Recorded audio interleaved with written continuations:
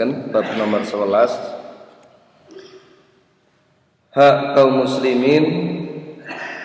Antawisipun hak kaum muslimin menika setunggal wajah berseri-seri dados panggih kalih sedherekipun supados kita menika sageta berseri-seri nggih semringah, tidak sebagaimana kita bertemu dengan benda-benda mati. Oleh karena itu Allah Subhanahu wa taala menyebutkan wala tusair khaddaka lin-nasi wala tamshu fil ard marha. Innallaha la yuhibbu kulla mukhtalin fakhur. Janganlah kamu memalingkan wajahmu dari manusia karena sombong, dan janganlah kamu berjalan di muka bumi dengan angkuh. Surat Luqman 3 ayat 18. Rasulullah sallallahu alaihi wasallam ngendikaaken la tahqiranna minal ma'rufi syai'an wa lan talqa ahaka biwajhin talqin. Janganlah engkau meremehkan sesuatu kebaikan walaupun sekedar bermuka manis ketika engkau bertemu dengan saudaramu. Ini hadis riwayat Imam Muslim. Bahkan dalam hadis yang lain, Bapak Ibu dan Rasulullah menyebutkan tabassumuka fi wajhi ahika laka shadaqah. Senyummu di hadapan saudaramu sesama muslim itu terhitung sedekah. Tadi pinten mawon sedekah sing luput saking awake dhewe amargi dereng ngertos utawi amargi kebeto kahanan. Maka bagaimana kita mengkondisikan sebisa mungkin agar kita bisa tersenyum dengan saudara kita. Dan poin yang kedua, hendaknya berkata yang baik kepada kaum muslimin. Bagaimana Allah Subhanahu wa taala langsung membimbing Rasulnya sallallahu alaihi wasallam sehingga Rasulullah itu memiliki akhlak yang baik, lemah lembut kepada para sahabat. Fabima rahmati minallahi linta lahum walau kunta faddan ghalidal qalbi lam faddu min haulik. Maka berkat rahmat Allah engkau Rasul berlaku lemah lembut terhadap mereka. Sekiranya engkau bersikap keras dan berhati kasar, tentulah mereka menjauhkan diri dari sekitarmu. Dan surat Al-Imran 3 ayat 159. Ayat niki Bapak Ibu rahimahullah ngajarne dumateng kula lan panjenengan sami menika supados bersikap lemah lembut kepada saudara-saudara kita. Nggih. Dadi umpami kita menika wong kok atos, kaku, kasar, itu orang tidak akan senang. Orang akan menjauh. Bahkan seseorang itu mungkin kalaupun dekat dalam kondisi tertekan atau perkewuh, maka hendaknya kita bersikap lemah lembut.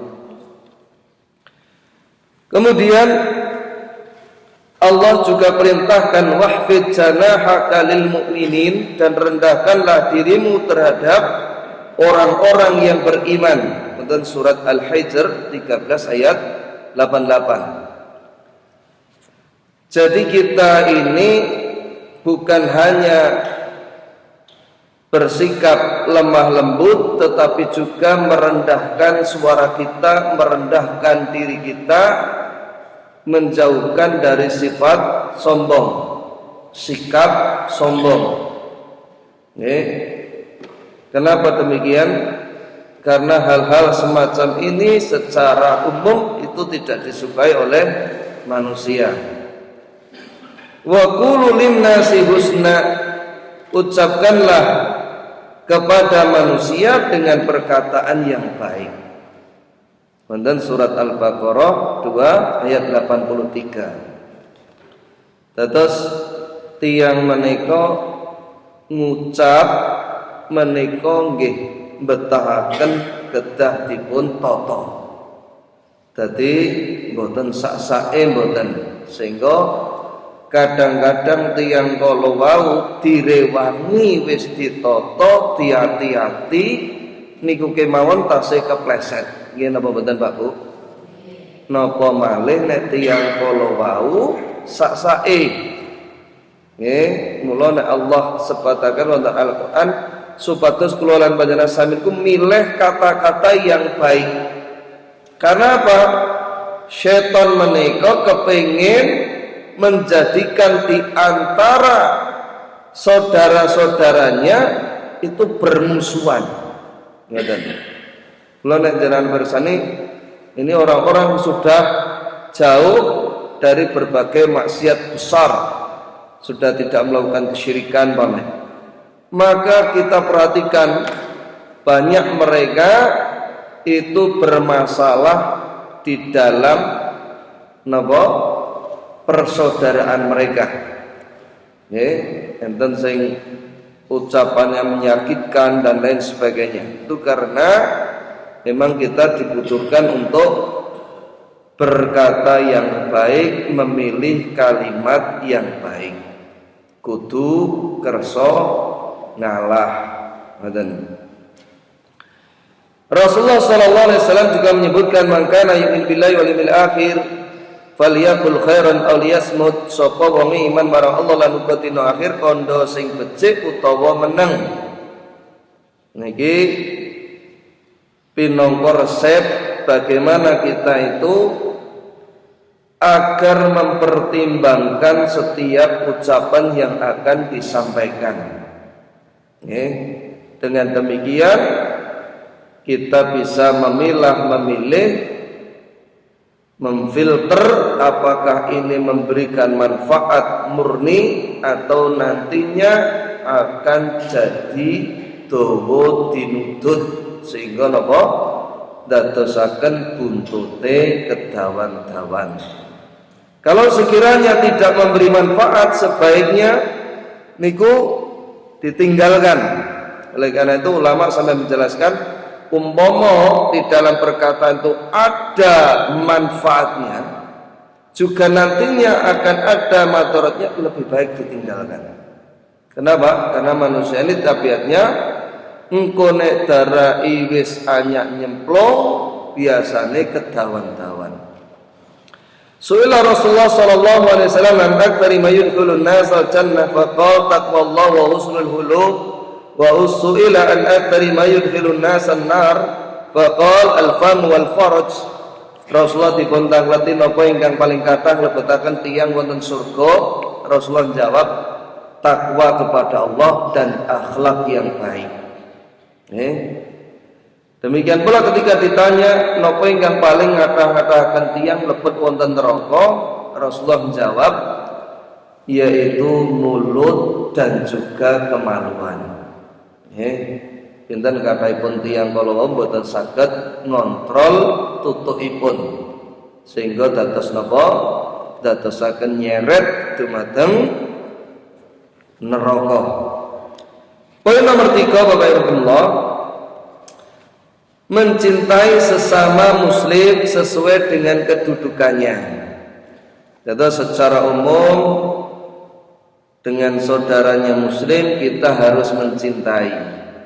Tidak pilih-pilih, itu tidak.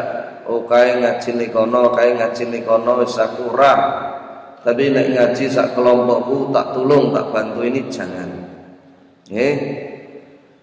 Di mana Allah sebutkan wal mu'minuna wal mu'minat ba'duhum awliya'u ba'd.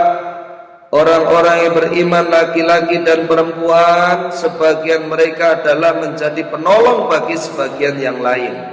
Surat At-Taubah 9 ayat 71. Jadi kita ini menjadi penolong saudara kita, bukan perintah saudara kita. bukan yang menghalang-halangi, yang menjadikan beban hidup, yang menjadikan susah saudara-saudara kita.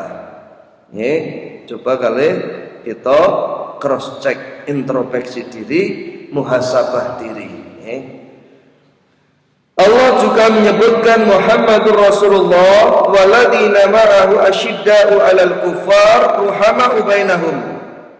Muhammad itu adalah utusan Allah sallallahu alaihi wasallam, dan orang-orang yang bersama dengan dia keras terhadap orang-orang kafir tetapi berkasih sayang sesama mereka.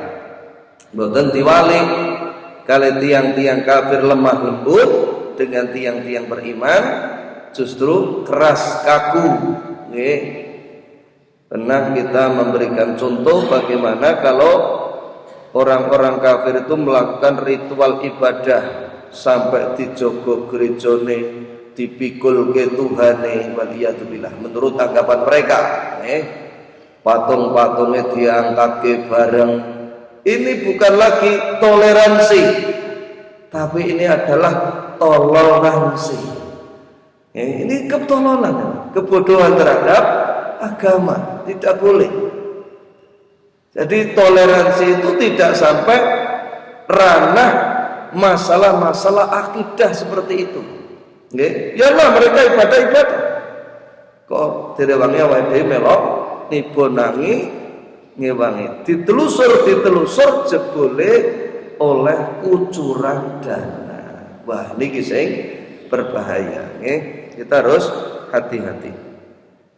Rasulullah SAW juga menyebutkan la yu'minu ahadukum hatta yuhibba li akhihi ma yuhibbu li nafsi. Tidaklah seorang dari kalian sempurna imannya sampai dia mencintai untuk saudaranya sesuatu yang ia cintai untuk dirinya. Hadis riwayat Bukhari dan juga Muslim. Rasulullah SAW banyak membuat perumpamaan persaudaraan bagi orang-orang yang beriman. Contohnya nopo? Rasulullah niki nomor setunggal ngembakne tiang-tiang yang bersaudara di antara kaum muslimin menika kados bangunan yang mereka saling menguatkan. Rasulullah sallallahu alaihi wasallam bersabda, innal mu'mina lil mu'minin kal bunyani yashuddu ba'duhu ba'dan wa syabbaka asabi'ahu. Wong mukmin karo wong mukmin liyane kuwi kaya dene bangunan separone utawa seperangane nguatne seperangan liyane. Rasulullah lajeng menjalin tangan-tangannya. Jadi Rasulullah begini, ini ki perumpamaan. Jadi kuat, ora kok jegali nyerimpungi, ora kok ngembosi dan lain sebagainya.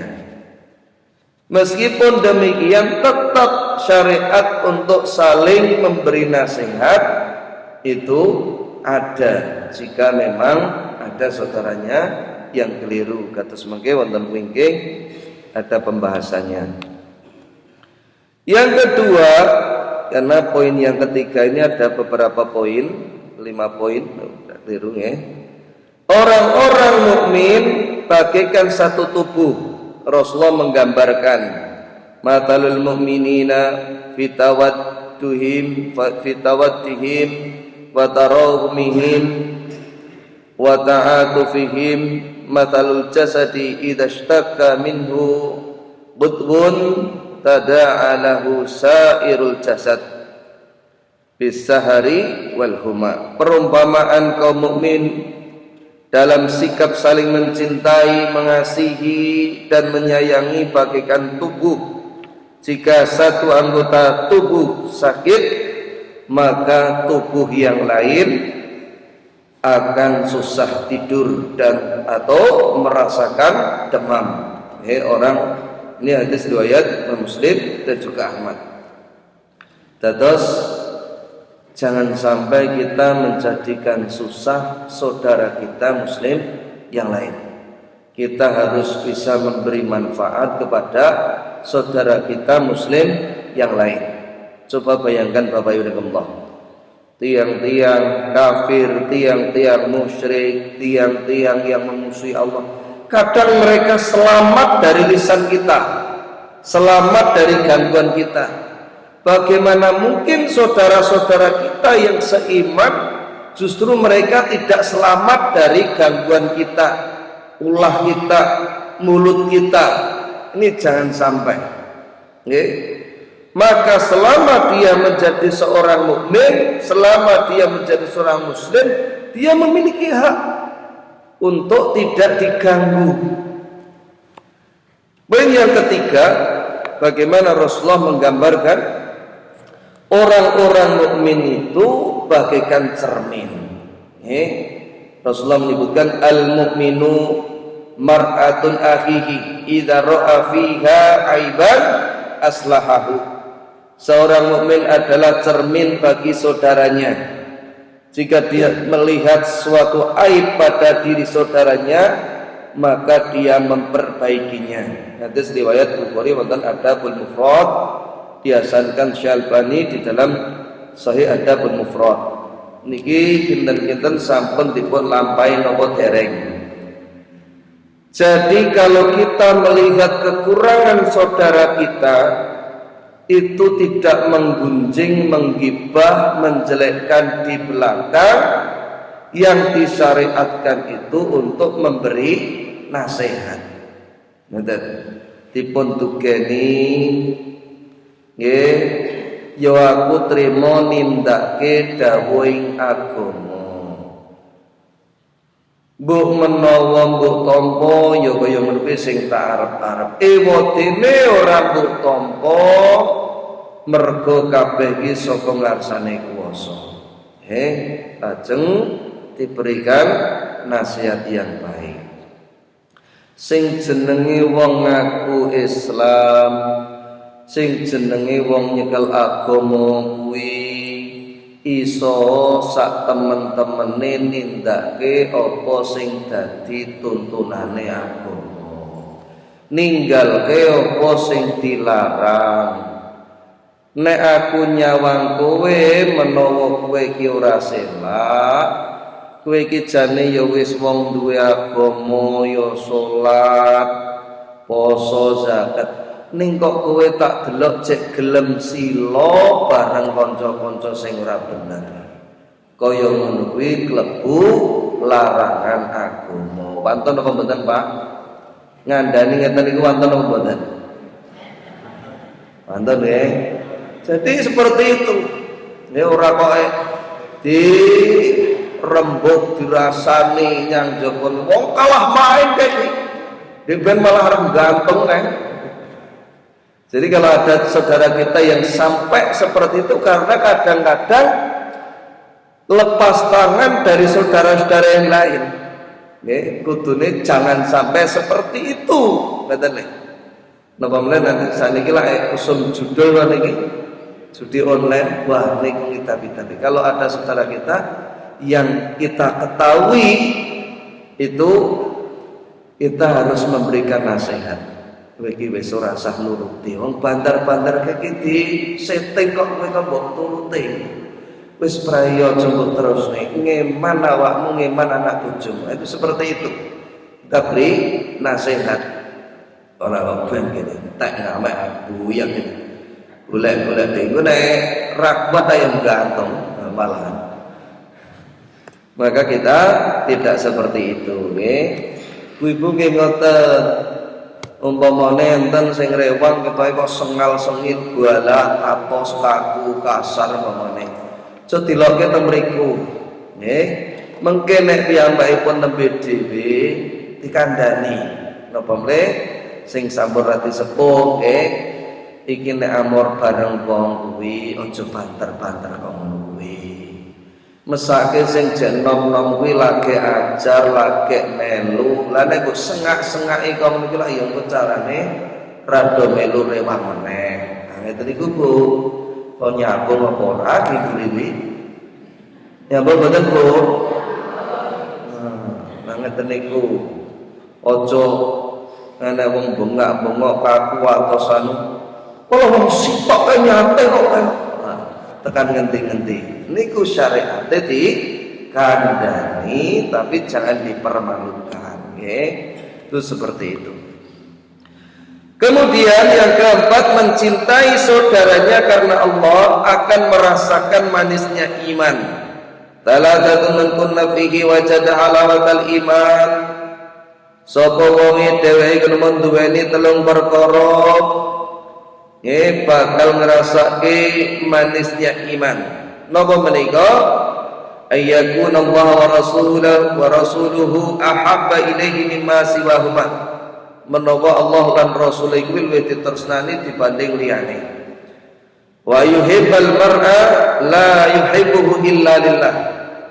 Tidak mencintai seseorang kecuali karena Allah. Jadi ini berkaitan dengan orang lain, bisa juga orang yang dekat dengan kita, istri kita, anak kita, orang tua kita, saudara kita, karena Allah.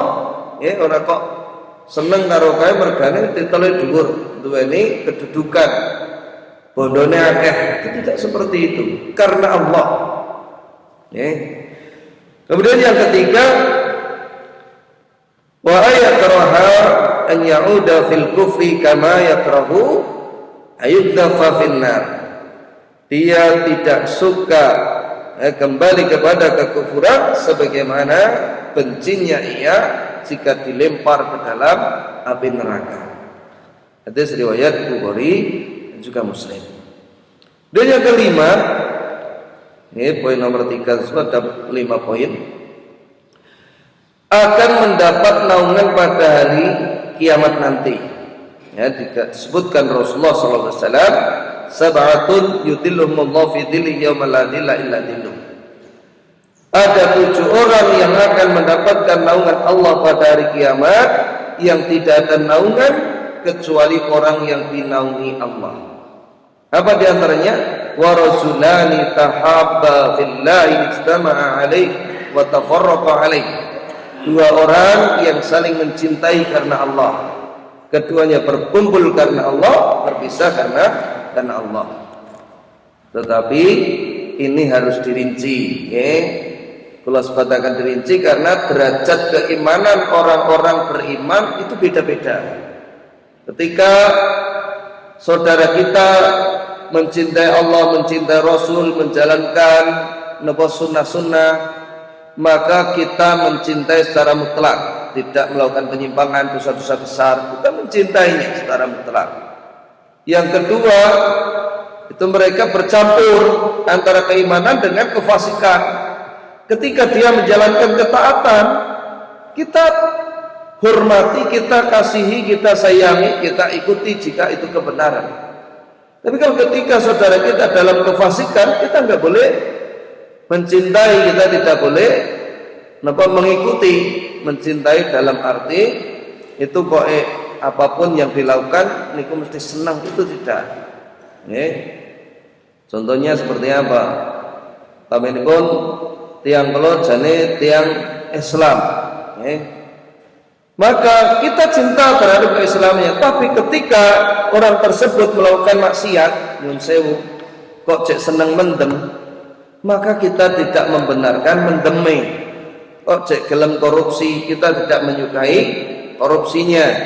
Kok cek melakukan ritual apa yang tidak ada sunnahnya, maka kita tinggalkan bentuk-bentuk ritual tersebut, bukan malah diikuti. Tapi kita tetap mencintai saudara kita. Oleh karena itu Rasulullah menyebutkan al-taqu aural iman al-muwalatu fillah wal mu'adatu fillah.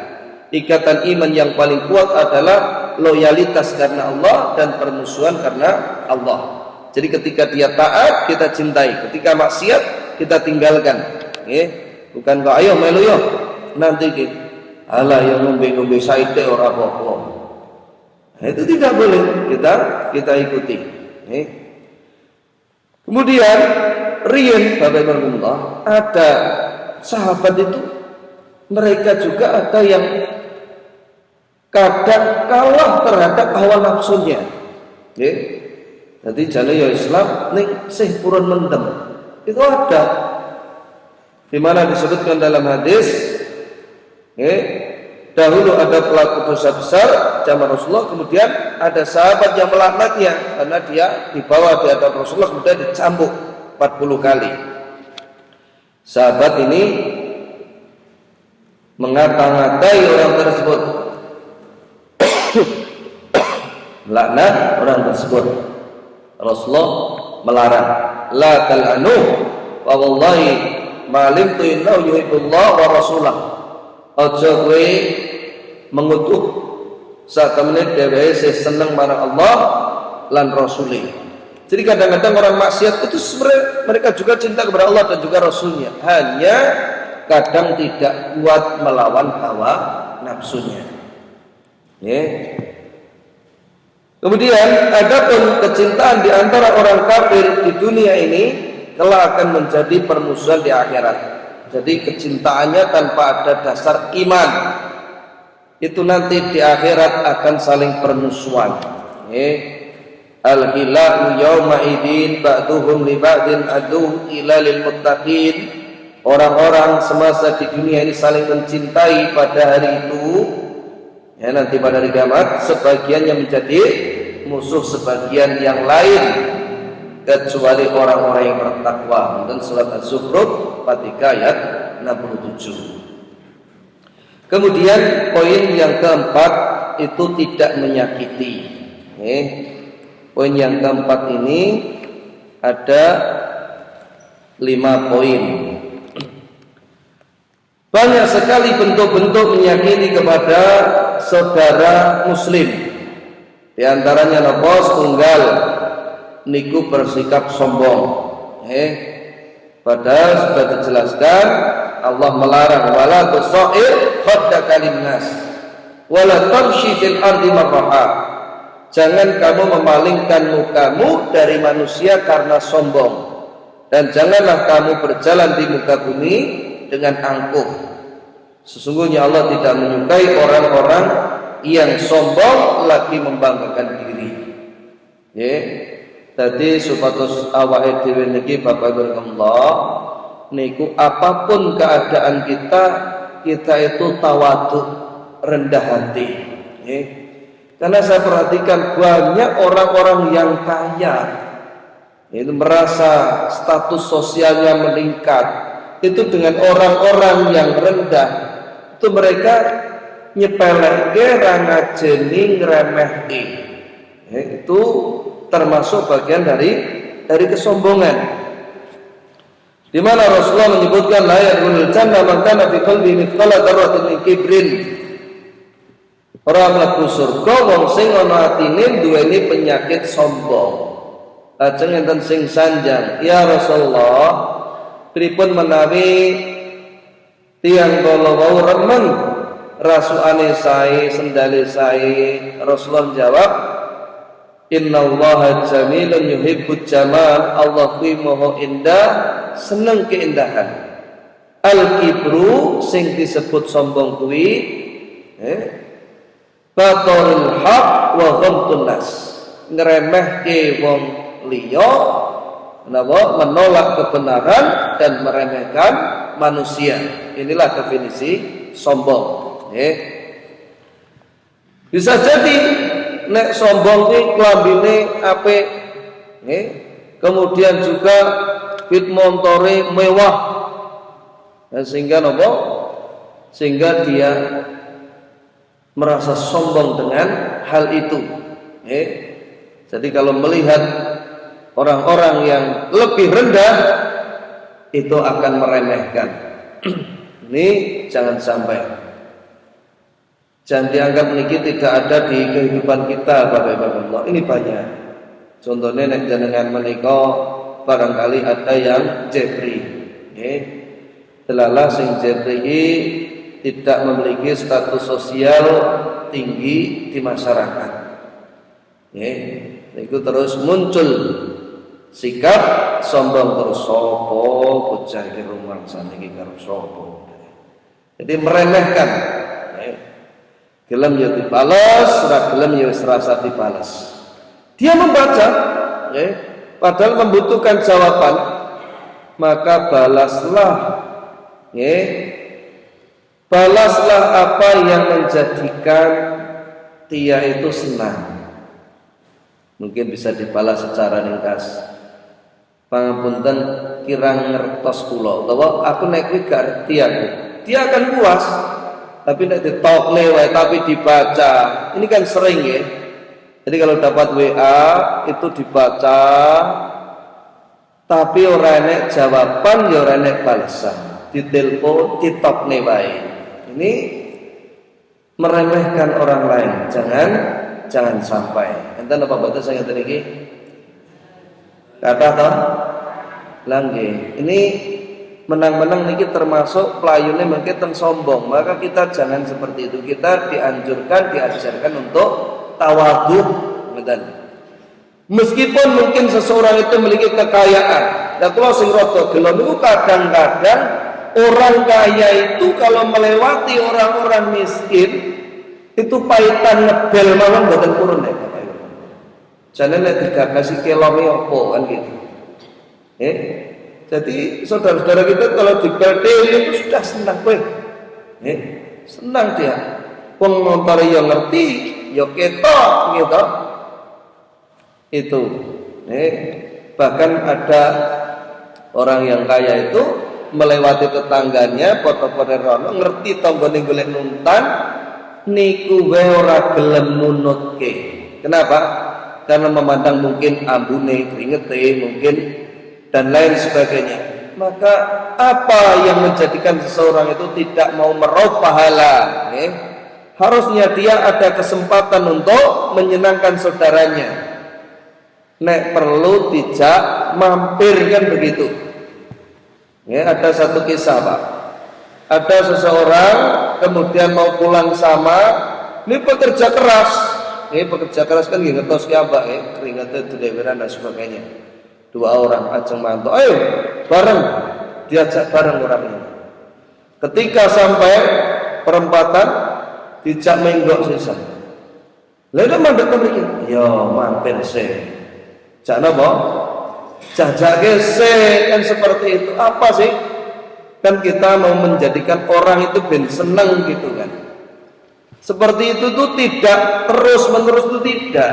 Kesempatan seperti itu terbatas. Maka pintar-pintar cari kesempatan bagaimana bisa menyenangkan saudara-saudara kita. Dari yang kecil sampai yang besar. Sing kecil napa? Saudara kita ketemu disapa, dibel seperti itu. Ora kok nyurai. Jane ya padha-padha mentolo kan gitu. Ini jangan sampai. Kemudian yang kedua ini buruk sangka. Allah berfirman, ya ayyuhalladzina amanu istanibu katsiran minadh-dhon inna ba'dadh-dhon ismun wa la tajassasu. Orang-orang yang beriman jauhilah kebanyakan prasangka. Karena sesungguhnya sebagian tindakan berprasangka adalah dosa. Dan janganlah kamu mencari-cari kesalahan orang lain. Pada surat Al-Hujurat 49 ayat 12. Kita sebagai seorang mukmin itu harus pandai-pandai husnudzon kepada saudaranya. Mungkin memberikan undangan kepada saudaranya, dia tidak mau hadir, wong kok diundang wong gerang oleh kok mangkat ora gelem. Mungkin dia punya udur, jomneh sing dinggo budal, kadang sing dinggo mangan mboten enten. Kita harus pandai husnudzon. Napa meneh saiki jamane niku nek ngundang ya kudu napa Pak Bu? Nggawa kudu ngamplop kan begitu. Pun apa dereng nek ngundang ki kon teko tok. Nah niku jenengan sing kudune ngusumke, Jadi kalau namanya ngundang ya mung nekani berkahi doa kan ngeten niku. Nggih nyuwun donga pangestune ning aja lali napa mboten. Nanti di belakang ada pembahasan ada pembahasan tentang masalah ini. Insyaallah. Jadi kita harus husnudzon. Nabi menyebutkan iyyakumudz-dzann fa inadz-dzann akdzabul hadis. Jauhilah prasangka karena prasangka itu adalah perkataan yang paling dusta. Dan hadis riwayat Bukhari dan juga Muslim. Ini banyak, termasuk meskipun nyuwun sewu nggih, mungkin kirim WA sudah dibaca. Kalau sikap yang baik, orang yang menerima WA itu membalas, dibalas. Dan dihindari ada cara-cara ketika menerima WA niku jane ya wis diwaca ning tidak ada centang biru. Itu sampai dijelaskan para ulama. Itu tidak baik. Wis diwaca ya tandanya biru ya biru, berarti tandanya sudah terbaca. Sehingga apa yang disampaikan itu sampai rakoe centangnya satu nggih saged nggih.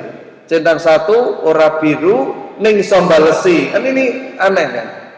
Maka hal semacam ini ditinggalkan, agar memastikan yang ditulis itu sampai. Demikian pula yang WA itu juga harus berbuat husnudzon, berbaik sangka kepada yang di WA. Oh mungkin sing nampa anake, seperti itu diwaca anake terus orang arti pae, jadi nggak dibalas. Kita harus pandai husnudzon. Dan poin yang ketiga, tidak memperolok-olok dan mencari-cari kesalahannya. Jadi kita tidak boleh mengolok-olok saudara kita muslim. Allah sebutkan, ya ayyuhalladzina amanu la yaskhar qaumun min qaumin asa yakunu khairum minhum. Janganlah sebuah kaum menghina kaum yang lain, bisa jadi yang dihina lebih baik dari mereka yang menghina. Surat Al-Hujurat pasal 9 ayat 11. Ayat ini melarang kita untuk mengolok-olok saudara kita yang lain. Nyuwun sewu, ada kadang-kadang saudara-saudara muslimah yang lain itu menggunakan jilbab-jilbab yang besar, menggunakan cadar-cadar. Ini kalau orang-orang yang mereka tidak ngaji lumrah, dia memperolok-olok. Tapi kalau yang ngaji itu jangan sampai galau-galau. Islam ini ono Islam opo kae coba.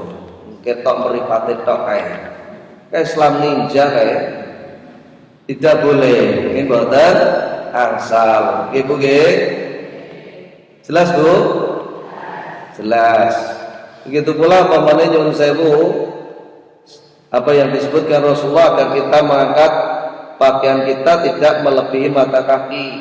Bukan berarti orang yang seperti itu mesti kelompok EKI, belum tentu, karena itu memang perintah Rasulullah. Aja diolok-olok lha nggone wong kae iki kebanjiran terus kok. Tidak boleh. Tidak boleh. Lah ngger wong gerombolan sing jenggot-jenggoten kae. Dadi ya wis ngono-ngono kae. Ini memperolok-olok tidak boleh. Ayakunu khairul lahum. Bisa jadi yang diolok-olok itu lebih baik dari mereka yang mengolok-olok. Kemudian Allah juga menyebutkan wala tajassasu wala yaktab ba'dukum ba'dan ayuhibba ahadukum ayakula lahma ahihi maitan fakaritumu. Jangan kalian saling mencari-cari kesalahan di antara kalian, dan janganlah saling menggibah di antara kalian. Adakah salah seorang di antara kalian itu mau makan daging saudaranya yang telah mati? Tentulah jijik kepadanya. Dalil niki Bapak Ibu Allah, surat Al-Hujurat ayat 12 ini, kita dilarang keras untuk menggunjing, menggibah saudara kita. Bukan hanya kepada orang lain, termasuk kalau kita sebagai suami, istri kita yang menggibah, kita juga harus yang menghentikan. Kenapa?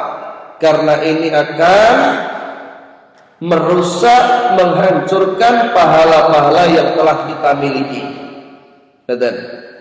Jadi nah ibu-ibu yang ngerasani Pak, niku enggal-enggal ndang di stop wis jadi terus engko naik ganjarane salat posone dhewe ilang. Itu seperti itu. Ora kok sapa nanti lah kok ngono ya tanggapi ngalor gitu ya tambah ngobrol-ngobrol kan begitu. Maka seorang suami harus pandai menghentikan kemungkaran dalam rumah. Siapa nama tereng Pak?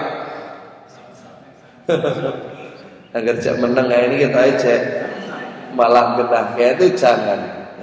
Karena ibu-ibu itu biasa, namanya wanita itu kan mengedepankan perasaan, itu biasa. Maka sebagai seorang suami itu pandai-pandai menghibur, juga menghentikan kemungkaran dalam rumah. Dari keempat, meminta maaf dan memberi maaf. Jadi kita itu harus pandai-pandai minta maaf. Wal qadiminal ghaidha wal 'afina 'anil nas wallahu yuhibbul muhsinin. Dan orang-orang yang menahan amarahnya dan memberi maaf kepada orang lain, sesungguhnya Allah mencintai orang-orang yang berbuat baik. Ayat ini menyebutkan bagaimana kita itu supaya bisa menahan marah kita. Nggih. Pernah kita singgung sing jenenge kita itu mudah marah, mudah ngamuk, muntap, itu tidak baik untuk kesehatan kita. Ora kok malah nek sutokno sisane ben muarem, ngono ra plong atimu. Jangan. Nggih, perintah ayat ini adalah agar ditahan. Kenapa? Karena orang itu kalau biasa marah, ditok dhewe wae. Niku ngentekke apa-apa. Iso ngrusak napa-napa. Dijelaskan lagi dalam hadis, man kaduma ghaidan wa huwa qadirun ala yanfidahu, ya Allah azza wa jalla ru'us khalaiqi yaumil qiyamah hatta yukhayyiruhu Allah min al-huri ma syaa. Sapa wong iso ngempet nesu, kamangka iso nglampiaske besok ana dina kiamat bakal diceluk ana sak ngarepe makhluk kon milih bidadari sing disenengi. Ya, hadis riwayat Tirmidzi dan hadis ini dihasankan oleh Syekh Albani. Jadi keutamaan orang yang menahan marah itu luar biasa, ageng. Jadi kita nek masalah kirane mung sepele itu agar kita banyak-banyak memberikan maaf. Bahkan mungkin kepada istri kita, anak kita, kemudian pembantu-pembantu kita kalau punya. Ora kok oposite wanake kudu ngene, kudu ngono. Karena mereka tidak sama dengan kita. Yang terakhir, karena waktu kita habis, insyaallah kita lanjutkan pada pertemuan yang lain. Turut senang seandainya saudaranya mendapatkan nikmat. Allah sebutkan, Rasulullah menyebutkan, la yu'minu ahadukum hatta yuhibba li akhihi ma yuhibbu li nafsi. Tidaklah seseorang dari kalian sempurna imannya sampai ia mencintai untuk saudaranya sesuatu yang ia cintai untuk dirinya. Jadi kalau saudara kita niku mipe, ya kita turut senang. Tidak malah dongkol gerundel, tidak malah sengit, tidak malah hasad, iri, dengki. Ini penyakit-penyakit hati yang harus dijauhkan. Nek jenengan mengke saged ngamal ke hadis niki menghilangkan berbagai macam penyakit hasad, iri, dengki, niku jenengan gesangipun menika saged ayem tentrem insyaallah. Tadi nek jenengan cek duweni penyakit hasad, iri, dengki, enek wong mipik malah ngoplok, enek wong mipik malah ndredeg, enek wong mipik malah semprepet. Ini tanda-tanda masih jauh dari kebenaran yang dikehendaki. Awake dhewe niku tidak tahu bagaimana dia mendapatkan, tidak tahu yang dikehendaki Allah, dhewe-dhewe jatahe. Maka jangan sampai seseorang itu ngawontenaken hasad, iri, dengki. Dan untuk menghilangkan penyakit-penyakit seperti itu, ya dijelaskan para ulama, itu memperbanyak mengingat kematian. Kalau orang itu banyak mengingat mati, itu akan jauh dari hasad, iri, dengki. Karena waktu telah habis, ini sampai poin kelima. Insyaallah nanti akan kita lanjutkan pertemuan yang akan datang. Jadi untuk bab yang ke-11 ini mungkin membutuhkan 2 kali pertemuan. Betul nggih? Ini yang kita sampaikan. Kalau ada pertanyaan seperti yang tadi kita sampaikan, monggo saya persilahkan. Monggo Pak.